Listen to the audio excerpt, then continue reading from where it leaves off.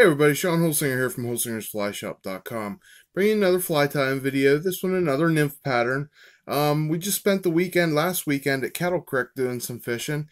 And the pattern I'm going to show you here is the guy we stay with at camp up there, Dell. He always fishes this. This is his go-to fly. He loves it. He fishes it more than anything else. And I'm going to share it with you. It's the Ray Charles. It's called the Ray Charles because they said it's such a good fly that even a blind man could catch a fish on it. And this is how he ties it, or how he has me tie it when I'm up there, whatever. And I'm going to get into tying it here. It's a pretty simple fly. It's actually a really simple fly and just a couple of materials. So let's get into tying it. The hook we're going to tie it on is a 633 fire hole. I'm tying it in a size 12 here. Tie it smaller if you want. I actually been tying it in a size 12 for him. In this fire hole hook, the fire hole hook size wise, the 12 is really nice. Tie it in a 12 or a 14. I would suggest a 14. The 12 is a little bit big, but the 14 would be a little better. But the 12 in the fire hole is not too big for this. So I'm going to wrap a little bit of lead on it. You can do this without lead if you like. Just, you know, I'm fishing this as a nymph, so I want it to get down. And I'm not putting a bead on it, so I want to get as much weight as I can on it, knowing you guys know me, I'm a Euro nympher. So I want as much help as I can get getting down. So we're going to put about 10-15 wraps of lead there. And then I'm going to cover it up with brown thread. Actually, I'm using rusty brown thread here in the 70 denier. And we're just going to start it at the front. Get it started on there. And then I'm going to make sure I get all this lead in the center and wrap down in the center. I just kind of pulled it back to the back. And then we'll wrap over top of it to keep it nice and centered. Okay, we're going to trim off our tag, and then we're going to start adding the rest of the material for it. Next thing I'm going to put on it is the tail. For the tail, we're using a pheasant tail, and we're going to take about 6 or 8 fibers off the pheasant tail here, and we're just trim them off right at the shaft of the of the feather, and try to straighten them up as best as we can. And then we're going to hold it up to our hook, and I'm going to see the length of the fly. That's a little too long. So I'm going to go about half the length of the fly. I don't want a real big long tail, but it needs to be a little bit longer to stick out past the ostrich herl here. So yeah, that's about the length I like it there. I'm going to wrap that down right behind that lead that I tied on there. And then I'll actually just wrap up over a little bit and pull them off. Okay, they pull off real easy. They're pretty brittle. And the next thing we're going to put on is our wire. For the wire, we are using brassy copper. And just pull off, and you know, a 3 or 4 inch piece here. You'll have some scrap. I usually, actually, when I do this, I pull off like a 5 or 6 inch piece and just pull off enough for 2 at once. Because usually when I'm tying more than one. And if you take off much more than that, then it gets in the way when you're doing other pieces of the fly. So we're just going to tie that on. I usually tie it on the side closest to me, just the creature of habit. That's where I put it. The next thing I'm going to use is a piece of ostrich. Okay, this one is ginger. This is the color that Dell likes to fish it, so that's the color I'm going to tie it in.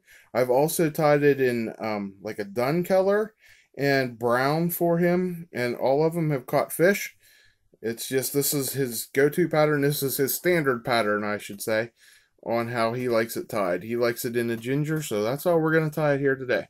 I'm going to tie that on, and then the last material I'm going to tie on is the back on this. Okay, for the back, we're going to use a large gold hollow tinsel. This is really flashy, and we're just going to pull a piece off of here.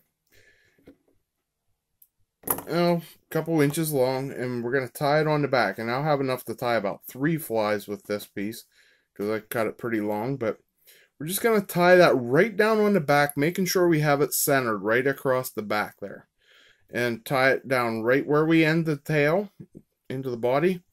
Okay, now we're going to bring our thread up to the eye, and what we're going to do is we're going to start wrapping this ostrich herl around, and we're just going to side by side wraps.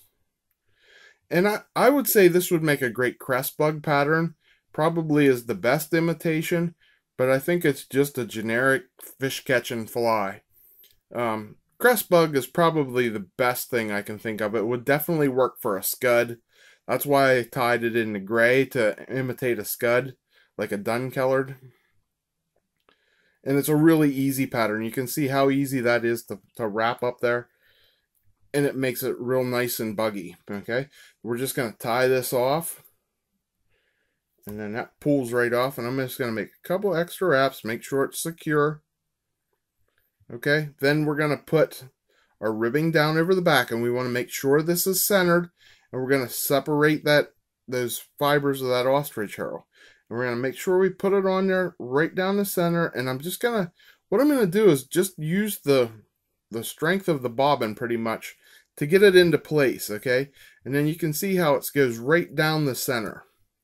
And then once I get it on there right where I want it, I'll make a couple hard wraps around it.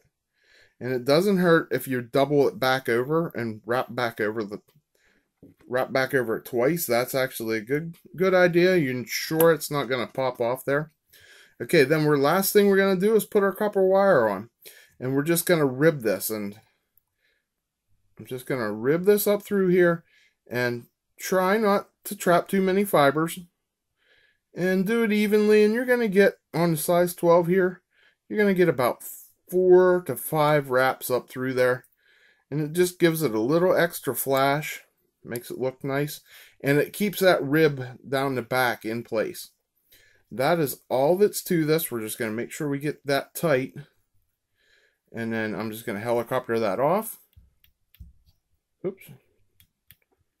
Okay, and whip finish, and we're done. This is a really simple fly and a really fish catching fly. Like I said, we all have our confidence flies, and this is Dell's. He catches a lot of fish on it, and he likes to fish this more than anything else.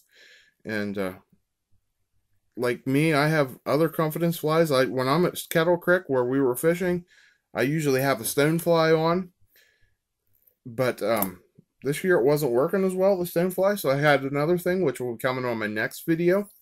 But this is Dell's go-to fly, and he catches a lot of fish on it. So give it a try. It's easy to tie. You can see how easy that is, and it imitates a couple different things: crest bugs, scuds, things like that. Change the color up on it. Don't be afraid to try an olive, and olive will work real well too.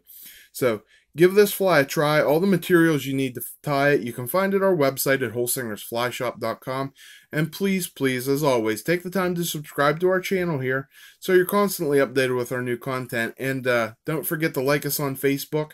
We have a new thing. If you're local, if you're in our area, we do Bugs and Beards, which is twice a month on Thursdays. Follow that on our Facebook page, and you can come hang out at the shop. We all just sit around, tie, swap patterns and stories. So it's a lot of fun to hang out there. Don't forget, like us on Facebook and Instagram, and thanks for watching, everybody. I really enjoy bringing these to you. Until next time, I'm Sean Holsinger.